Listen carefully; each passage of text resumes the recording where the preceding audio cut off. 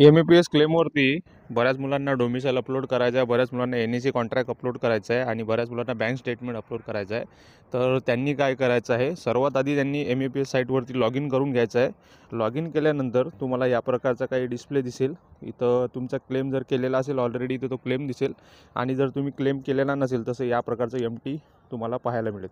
तर तुम्हाला इथं काय करायचं आहे, ह्याच्या 3 आडव्या रेषा दिसत आहेत, यावरती क्लिक करायचं आहे. तुम्हाला या प्रकारचं एक क्लेम मॉड्यूल तिथं ओपन होईल. त्या क्लेम मॉड्यूलमध्ये तुम्हाला आतमध्ये जायचं आहे. त्यानंतर तुम्हाला इथं पूर्ण जे ऑप्शन आहेत ते ओपन होतील. या ऑप्शनमध्ये सर्वात आधी तुमचं जेंडर तुम्ही इथं टाकू शकता, त्यानंतर कॅटेगरी टाकू शकता, त्यानंतर सब कॅटेगरी टाकू शकता, तुमचं बँक स्टेटमेंट टाकू शकता, इथं तुमचं डोमिसाईल टाकायचं आहे तुम्हाला आणि इथं तुम्हाला तुमचा एन-ई-सी अप्रेंटिसशिप सर्टिफिकेट किंवा कॉन्ट्रॅक्ट फॉर्म.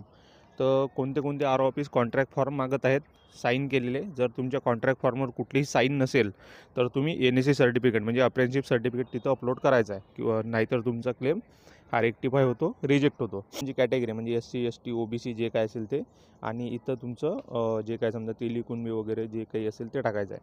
इथं तुमचं जेंडर टाकायचं आहे, मेल फिमेल, या सर्व डिटेल्स तुम्हाला भरायचे आहेत. तर आपण इथं आता भरून घेऊया पटापट.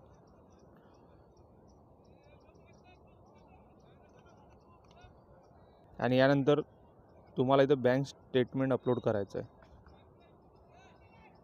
बँक स्टेटमेंट अपलोड करताना तुम्हाला काही गोष्टीचं तर लक्ष द्यायचं आहे. सर्वात आधी या गोष्टीचं लक्ष ठेवायचं की हे बँक स्टेटमेंटचे जे नाव आहे तर हे नाव फक्त तुम्हाला म्हणजे हे जे वर्ड्स आहेत त्या वर्ड्समध्येच टाकायचं आहे.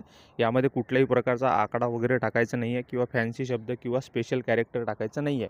जसं आपण आता इथंच टाकलं बँक स्टेटमेंट .pdf, आणि .pdf हे टाकणं जरुरी आहे. म्हणजे ते PDF फाईल असते आणि त्याचं नाव असंच राहते. तुम्ही बँक .pdf पण टाकू शकता किंवा तुमचं स्वतःचं नाव टाकू शकता, पण त्यामध्ये काही स्पेशल कॅरेक्टर वगैरे टाकायचं नाही आहे. तर या गोष्टीचं ध्यान ठेवायचं आहे. त्यानंतर याची जी साईज आहे ती 1 MB कमी असायला पाहिजे.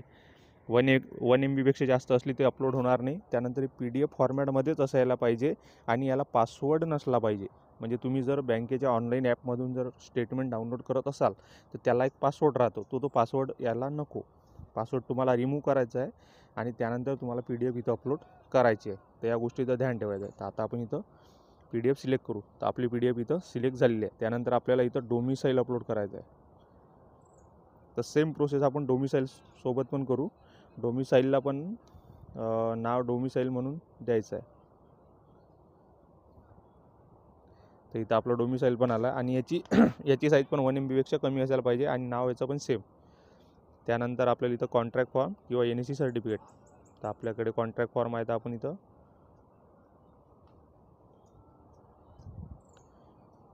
इथं कॉन्ट्रॅक्ट फॉर्म टाकणार आहे. त्या 3 गोष्टी आपल्या अपलोड झालेल्या आहेत. त्यानंतर सर्वात महत्त्वाचं, जर तुम्हाला इयरली क्लेम करायचं असेल तर इयरली सिलेक्ट करा, मंथली करायचं असेल तर इथं मंथली सिलेक्ट करू शकता. त्यानंतर इथं प्रिस्क्राईब स्टायपेंड हे कशासाठी महत्त्व आहे. जर तुम्ही इयरली टाईपचा केला तर हे तर ॲटोमॅटिक येईल, इथं 7,700 किंवा कोणाचं 10,000 15,000. पण तुम्ही जर मंथली इथं जर सबमिट करत असाल तर तुम्हाला ज्या महिन्याचा तुम्ही क्लेम सबमिट करत असाल त्या महिन्याचं इथं जेवढं स्टायपेंड तुमच्या बँकमध्ये जमा झालं आहे ते स्टायपेंडचा आकडा तुम्हाला प्रिस्क्राईब स्टायपेंडमध्ये टाकायचा आहे. म्हणजे जानेवारीमध्ये जर तुम्हाला 2,000 स्टायपेंड भेटलं तर इथं 2,000 टाकणार. फेब्रुवारीमध्ये इथं जर 7,500 भेटलं तर 7,500 टाकणार. तर या प्रकारचं तुम्हाला इथं टाकायचं आहे. आणखी तुम्ही जर समजा इथं मंथली क्लेम केलं, आता इथं मंथली सबमिट करायचं आहे तर इथं तुम्हाला इयर सिलेक्ट करायचं आहे आणि इथं मंथ सिलेक्ट करायचं आहे. जसं आता आपण इथं 2022 सिलेक्ट केलं, त्यानंतर आपल्याला महिना सिलेक्ट करायचा. आता आपण याच्यामध्ये मार्च महिना सिलेक्ट केला, तर या मार्च महिन्यात जे काही सॅलरी आपल्याला भेटली असेल, स्टायपेंड भेटलं असेल तर ते इथं तुम्हाला टाकायचं आहे प्रिस्क्राईब स्टायपेंडमध्ये. आणि त्यानंतर मंथली तुम्ही सबमिट करू शकता. किंवा तुम्ही जर आणि तुमचं स्टायपेंड कोणत्याही महिन्यात जर 6,667 कमी असेल तरच तुम्हाला मंथली इथं अप्लाय करायचं आहे. जर तुमचं स्टायपेंड पूर्ण जर 6,667 जास्त असेल, म्हणजे तुम्हाला 12 महिन्याचं स्टायपेंड समजा 7,000 7,500 किंवा त्याच्यापेक्षा जास्त भेटलं असेल तर तुम्ही डायरेक्ट इयरली टाईपचा क्लेम सबमिट करा, तुमचा डायरेक्ट अप्रूव्ह होऊन जाईल, काहीच अडचण येणार नाही. पण ज्या मुलांचं स्टायपेंड हे 6,667 एका महिन्यात जरी कमी असलं तरी तुम्हाला मंथली सबमिट करावा लागेल. नाही तर RO ऑफिसवाले तुम्हाला रिजेक्ट करतात. तर आपलं बऱ्याच महिन्यात हे कमी आहे, पण तरी आपलं इथं मंथली सबमिट होत नाही. तर आपण इथं फक्त आता इयरली टाईपचा बघणार आहे, कारण की आपल्याला थोडी अडचण होती. तर आपण सर्वात आधी इथं इयरली टाईपचा क्लेम सबमिट करणार आहे. तर आता तुम्हाला दोन्ही गोष्टी लक्षात आल्या असतील तुमच्या, की तुम्हाला मंथली कसं सबमिट करायचं आहे आणि इयरली कसं सबमिट करायचं आहे. तर आता आपण इयरली इथं सबमिट करायचं आहे, पूर्ण प्रोसेस होईल आपली आणि त्यानंतर इथं सबमिट करायचं आहे. इथं सबमिट केल्यानंतर तुमचा क्लेम हा सबमिट होऊन जाईल. आता आपल्या केसमध्ये होते का नाही होत ते थोडंसं हे आहे, कारण की आपला क्लेम इथं रिजेक्ट झालेला होता. तर आपण एकदा सबमिट करून बघू किंवा ज्या काही अडचणी असतील त्यानंतर बघू. तर प्रोसेस सेम आहे, तुम्हाला अशीच प्रोसेस करायची आहे आणि सबमिट केल्यानंतर सबमिट होऊन जाईल. तर युअर क्लेम इज रजिस्टर्ड नंतर एक मेसेज आपल्याला येतो, तो मेसेज पण आलेला आहे आणि या प्रकारची प्रोसेस तुम्हाला करायची आहे.